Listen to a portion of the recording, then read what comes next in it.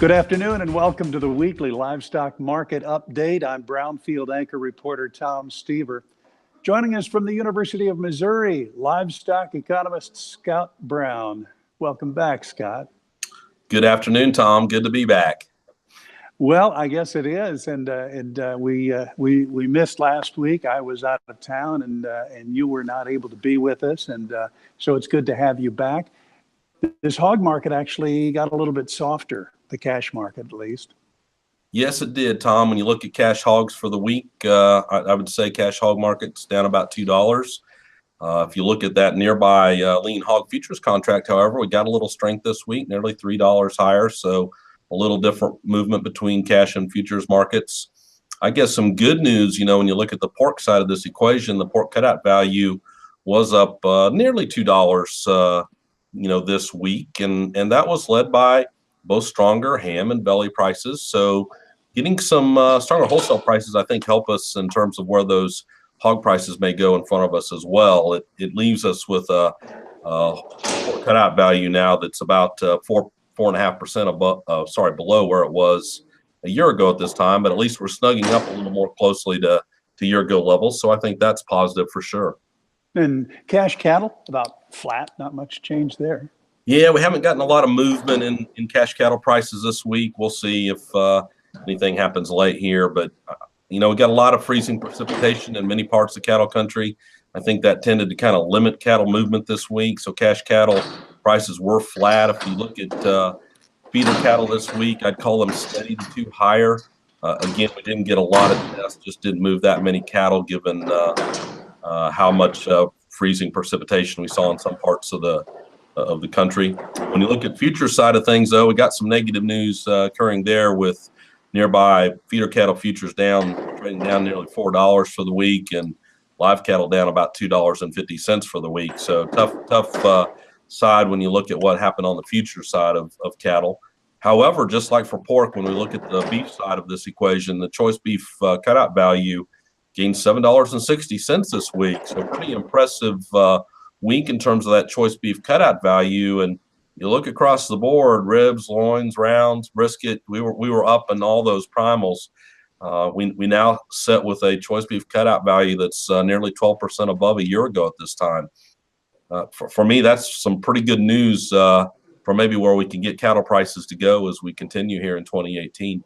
Now, even this came out week before last, but retail prices on beef are actually a little bit better than they were a year ago.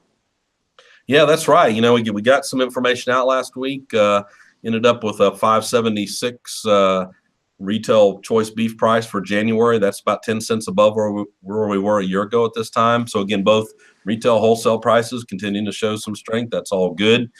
Even on the pork side, we ended up with $3.75 on pork retail prices. That's 18 cents higher than where we were a year ago at this time. Those two meats certainly look good, although when you look at the poultry side of the equation, it's been a lot tougher, down pretty hard again in those retail retail poultry prices. A composite chicken price is at the lowest level we've seen since December of 2011. So worry about that, what that might do to also drag down pork and beef prices as we move forward. Looking at cold storage, there's a lot of pork around, and it's actually just a bit of a bearish report on that. Yeah, so if you look at total cold storage of beef, pork, chicken, and turkey, we came in at 2.3 billion pounds of those four meats. That's 6.4% more than what we had a year ago. So we're gaining supplies. A lot of that was on the poultry side, but yes, pork was higher. If you look at total pork and cold storage at 568 million pounds, that's 8.3% higher than a year ago. Still, when we look at it over a little longer period, it's 4.4% less than the 5-year average. So I don't want to overstate the bearishness that we saw on the pork side of the equation, but certainly a lot of pork stocks. It was really chicken, though, that caught our attention, and poultry in particular. Up still double digit relative to a year ago in poultry inventory in cold storage. A lot of that around. Also, a lot of cattle on feed around. That cattle on feed report's a bit bearish as well.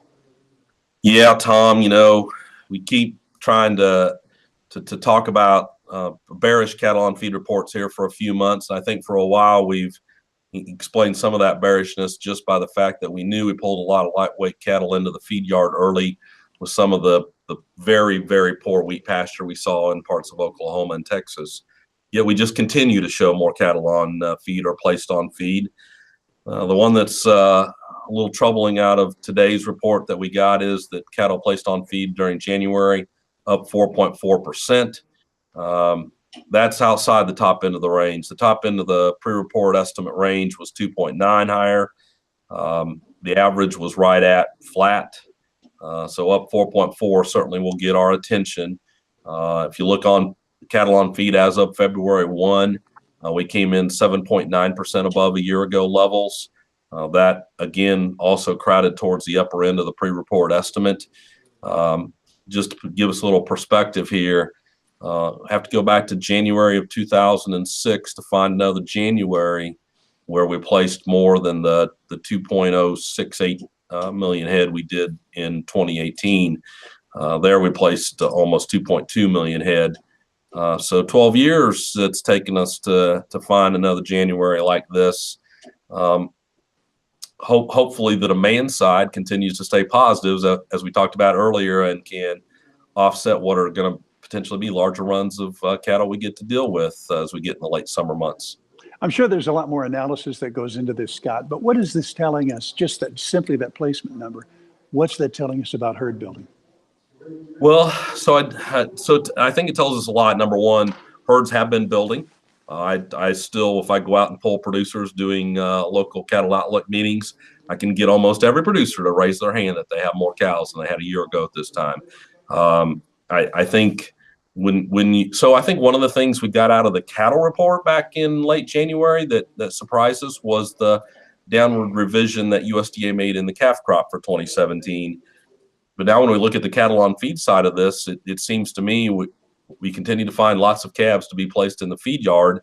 And even though we thought we were just really pulling a lot of lightweight calves in off of wheat pasture early, you now kind of wonder if we've got more calves we get to deal with in 2018 than we might have first expected. So it just tells you the supply side is building. And when you realize that, you look back at livestock slaughter and we had 3% more beef produced in January of 2018 relative to a year ago when you adjust for the extra slaughter day. It just tells me we got a lot of beef production going to come to the marketplace in all of 2018, and we're going to really have to get strong demand both here in the U.S. and abroad if we want to try to keep cattle prices at levels close to where we were in 2017. Well, a lot of cattle out there, and Scott, we're going to talk to you in a week. That sounds great, Tom. Yeah, to get our weekly livestock market update every Saturday morning, go to our website, brownfieldagnews.com. You can click on the subscribe link. You can also submit questions at that link. Also, check out John Perkins, twice daily, Brownfield Market Minute at brownfieldagnews.com. Have a great weekend. I'm Tom Stever for Brownfield.